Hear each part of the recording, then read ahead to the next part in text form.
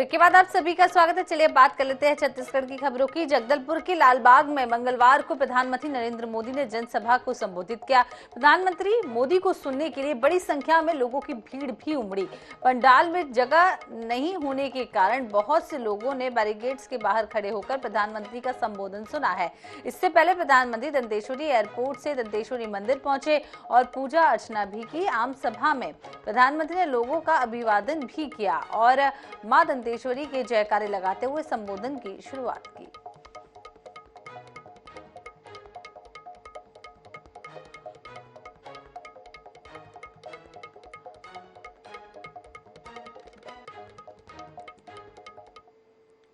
जगदलपुर में भाजपा की परिवर्तन महासंकल्प रैली को संबोधित करते हुए पीएम मोदी ने कांग्रेस सरकार पर जमकर निशाना साधा। जनता को संबोधित करते हुए पीएम मोदी ने कहा है कि कांग्रेस ने छत्तीसगढ़ को 5 सालों में अपराध का गढ़ बना दिया है। यहाँ विकास सिर्फ बैनर पोस्टर में दिखाई देता है। चारों तरफ यहाँ भ्रष्टाचार का बोलबाला नजर आ रहा है। इसी सरकार को बदलना होगा। पीएम मोदी ने जनता से अपील करते हुए कहा है कि ये बदलाव सिर्फ आप कर सकते हैं।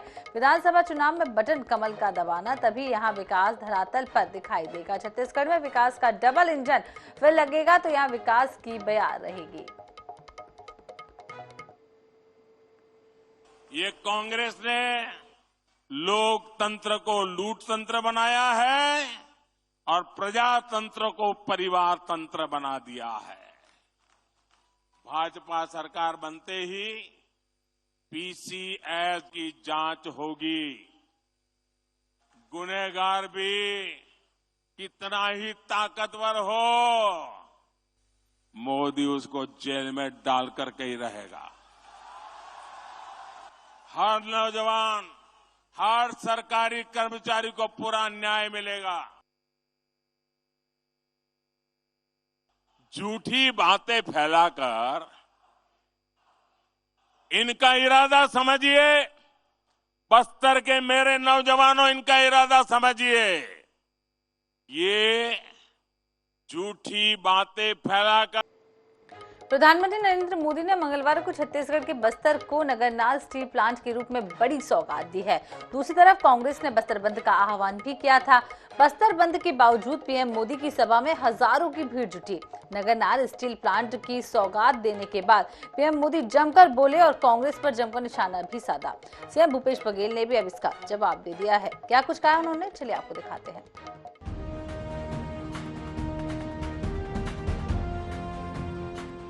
चुनावी समर में प्रधानमंत्री नरेंद्र मोदी ने छत्तीसगढ़ के बस्तर को बड़ी सौगातें दी हैं।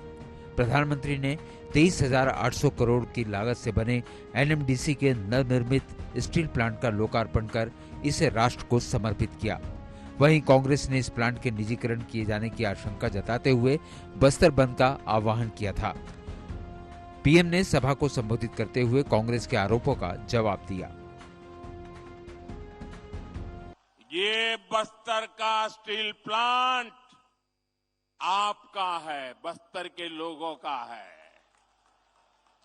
इस स्टील प्लांट के मालिक मेरे बस्तर के लोग हैं, मेरे छत्तीसगढ़ के लोग हैं। कोई कांग्रेसी को मैं इसका मालिक बनने देने वाला हूं। इस प्लांट के मालिक सिर्फ और सिर्फ बस्तर के मेरे भाई बहन है। ये हक आपका है। पीएम मोदी के जवाब के बाद नगरनार स्टील प्लांट के मुद्दे पर सीएम भूपेश बघेल ने कहा कि बस्तर के लोगों का दबाव काम आया और प्रधानमंत्री को कहना पड़ा नगरनार प्लांट बस्तर के आदिवासियों का है। हालांकि पीएम ने अभी नहीं कहा है कि निजीकरण नहीं होगा। ये जो संयंत्र है वो बिकेगा नहीं निजी हाथों में। मांग केवल इतना है, इसी कारण से शांतिपूर्वक बस्तर बंद हम लोगों ने किया। न चक्का जाम किए, न किसी को रोका है। शांतिपूर्वक बस्तर बंद का आह्वान किया था और वो सफल हुए। जनता की आवाज कम से कम प्रधानमंत्री को सुनना चाहिए। और अभी भी मैं उनसे आग्रह करूंगा कि वो नगरनार स्टील प्लांट निजी हाथों पे नहीं जाएगा, ये विश्वास दिलाए। इधर कांग्रेस के आरोप का पीएम द्वारा जवाब दिए जाने पर सांसद सुनील सोनी ने कहा, भाजपा ने कभी नहीं कहा कि निजीकरण होगा। भारतीय जनता पार्टी सत्य के साथ है, मगर कांग्रेस हमेशा झूठ परोसने का काम करती है। प्रधानमंत्री जी ने कहा कि नगरनार के लोग का प्लांट जो है वो बस्तर के लोग मालिक हैं, उसके वहाँ के निवासी मालिक हैं, उनके जीवन में उन्नति आए, प्रगति आए, रोजगार मिले, उनके बच्चे आगे बढ़े, इस बात के लिए वो प्लांट है। और कांग्रेस पार्टी और भूपेश बघेल जी और उनकी सरकार, ये सारे लोग जो है झूठ बोलने का जो काम करते हैं, ये अपने आप में आज बस्तर की जनता के बीच में, बस्तर के लोगों के बीच में, आज भोले भाले आदिवासियों को ये बात समझ में आ गई। नगरनार में स्टील प्लांट के उद्घाटन को भारतीय जनता पार्टी बड़ी सौगात के रूप में भुनाने की तैयारी में है, तो कांग्रेस इसे बेचने की आशंका जताती रहेगी। खासकर चुनाव के मद्देनजर ये मुद्दा गर्माता रहेगा। अब देखना ये होगा कि बस्तर की जनता किस पर भरोसा करती है। रायपुर से INS 24/7 के लिए स्वप्निल गौरखेड़े की रिपोर्ट। इधर 5 राज्यों के चुनाव से पहले जातिगत जनगणना को लेकर सियासत तेज हो गई है। बिहार के आंकड़ों और ओबीसी की संख्या ने जातिगत जनगणना के मुद्दे को हवा दे दी है। छत्तीसगढ़ में पहले ही अलग अलग वर्गों के आरक्षण के मुद्दे को लेकर सियासत होती रही है। ऐसे में जातिगत जनगणना के मुद्दे पर भी सियासत शुरू हो गई है। देखिए रिपोर्ट। छत्तीसगढ़ में आरक्षण संशोधन विधेयक को विधानसभा से पारित हुए साल भर होने को है।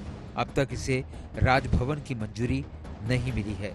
इस बिल में एसटी को 32, एससी को 13 और ओबीसी को 27% आरक्षण देने का फैसला लिया गया है, पर विधेयक लागू नहीं होने की स्थिति में आरक्षण प्रभावित है। इस बीच अब देश भर में जातिगत जनगणना की मांग उठने लगी है। बिहार से सामने आए आंकड़ों ने ओबीसी आरक्षण को लेकर सियासत तेज कर दी है। यहाँ भी ओबीसी को लेकर राजनीति हो रही है। क्वांटिफाइबल डाटा आयोग रिपोर्ट की माने तो प्रदेश में ओबीसी की संख्या बढ़कर 41% तक पहुँच गई है। अब जब देश भर में जातिगत जनगणना का मुद्दा गर्म है, यहाँ भी इसे लेकर जुबानी जंग देखने को मिल रही है।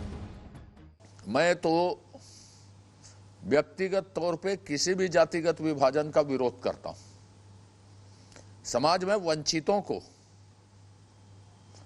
समाज में संविधान ने जो आरक्षण दी है चिन्हित करके, वो पर्याप्त है। और समाज के अंदर और भी विभाजनकारी बातें करना, जो अंग्रेज के काल में भारत को जातिगत जनगणना के आधार पर विभाजित किया गया, उसका परिणाम आज भी देश भुगत रहा है। मुद्दा विहीन विपक्ष हारने की कगार पर खड़ा है। वो समाज को बांट के राजनीति करना चाहता है।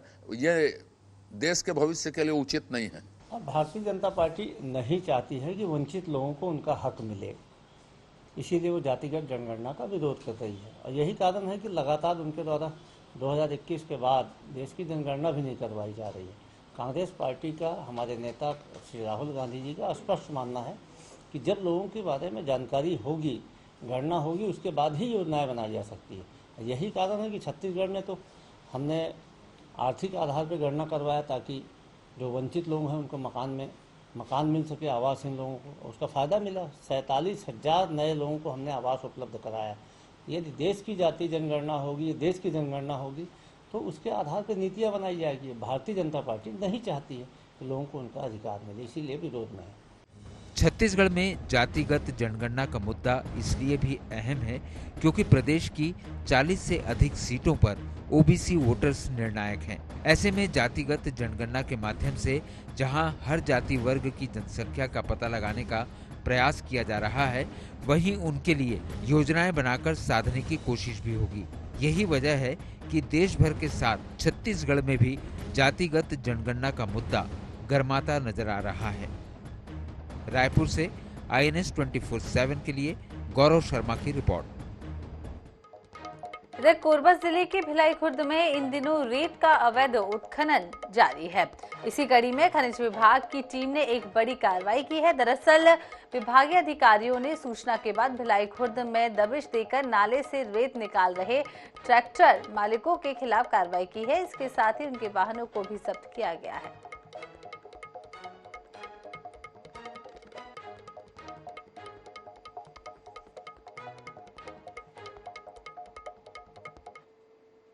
तो अगली बड़ी खबर बिलासपुर से, जहां रिहायशी इलाके में मिला अवैध पटाखों का जखीरा और पुलिस और ACCU टीम की संयुक्त कार्रवाई।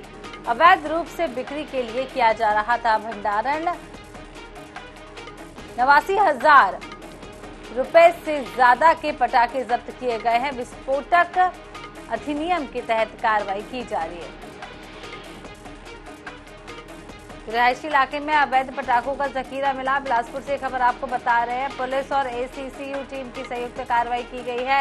आपको बता दें कि अवैध रूप से बिक्री के लिए यहां पर पटाखों का भंडारण किया जा रहा था। कई हजार रुपए से ज्यादा पटाखे का जब्त किया गया है। वहीं विस्फोटक अधिनियम के तहत कार्रवाई की जा रही है।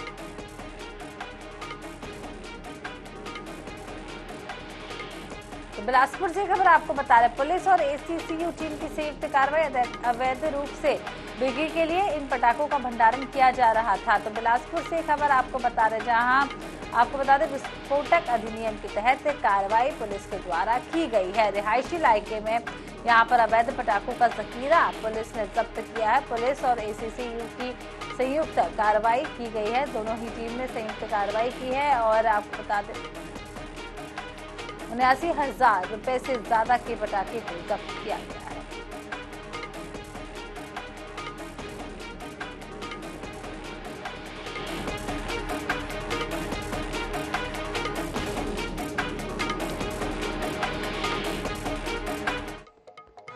इधर छत्तीसगढ़ में भाजपा दूसरी सूची जारी करने की तैयारी में है। कांग्रेस की केंद्रीय चुनाव समिति की बैठक जल्द होने वाली है। इसके पहले भाजपा और कांग्रेस के बीच जुबानी जंग छिड़ गई है। आखिर क्यों अटकी भाजपा और कांग्रेस की सूची? प्रत्याशियों का कब होगा ऐलान? देखिए इस रिपोर्ट में।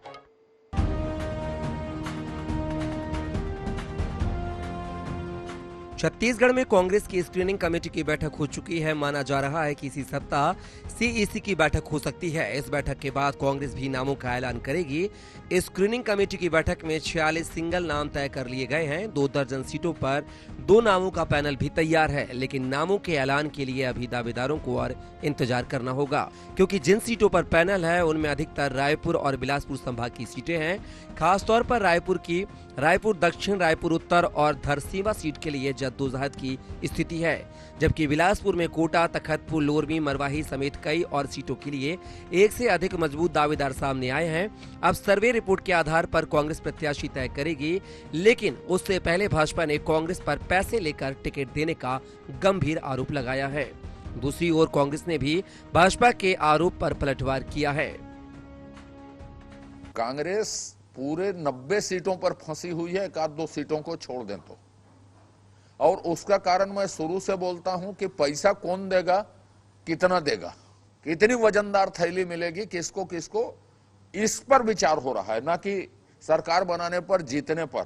और कांग्रेस तो लापता है, बस हमारे पीछे पीछे हमारा नकल करने की कोशिश कर रही। पैसा देके टिकट लेने की जो परंपरा है वो भारतीय जनता पार्टी की।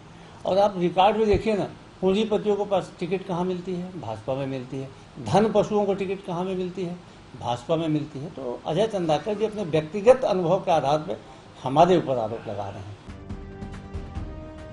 भाजपा और कांग्रेस की टिकटों को लेकर पार्टी के भीतर खाने में जमकर उठापटक जारी है। आरोप प्रत्यारोप के बीच यह देखना दिलचस्प होगा कि टिकटों के ऐलान तक क्या समीकरण बनते और बिगड़ते हैं। रायपुर से INS 24/7 के लिए गौरव शर्मा की रिपोर्ट। इधर छत्तीसगढ़ में कांग्रेस ने विधानसभा के साथ साथ लोकसभा चुनाव की भी तैयारी शुरू कर दी है। इसी क्रम में कांग्रेस ने लोकसभा के लिए ऑब्जर्वर की भी नियुक्ति कर दी है। सीनियर ऑब्जर्वर प्रीतम सिंह के साथ ही अलग अलग लोकसभा क्षेत्र के ऑब्जर्वर अपने अपने क्षेत्र में बैठकें ले रहे हैं, जिस पर तंज कसते हुए पूर्व मंत्री अजय चंद्राकर ने कहा है कि इस बार राज्य के सभी 11 लोकसभा सीटों पर कांग्रेस को हार का सामना करना पड़ेगा। पहले आज विधानसभा हो जाने दीजिए, लोकसभा में तो कांग्रेस इस बार 11 के 11 में जा रही है। प्रदेश में सीनियर ऑब्जर्वर, उनके साथ साथ 2 सहयोगी ऑब्जर्वरों की नियुक्ति की गई है। अलग अलग 11 लोकसभा में ऑब्जर्वरों की नियुक्ति की गई है। संगठनात्मक गतिविधियों को देख रहे हैं। विधानसभा चुनाव के बाद लोकसभा चुनाव भी होना है, तो विधानसभा चुनाव के साथ साथ लोकसभा चुनाव के लिए भी क्या रणनीति बनाई जाए, हमारे ऑब्जर्वर अलग अलग क्षेत्रों में जाके उसकी टोह ले रहे हैं। और इसी के साथ इस बुलेटिन में फिलहाल इतना ही। देखते रहे INS 24/7। नमस्कार।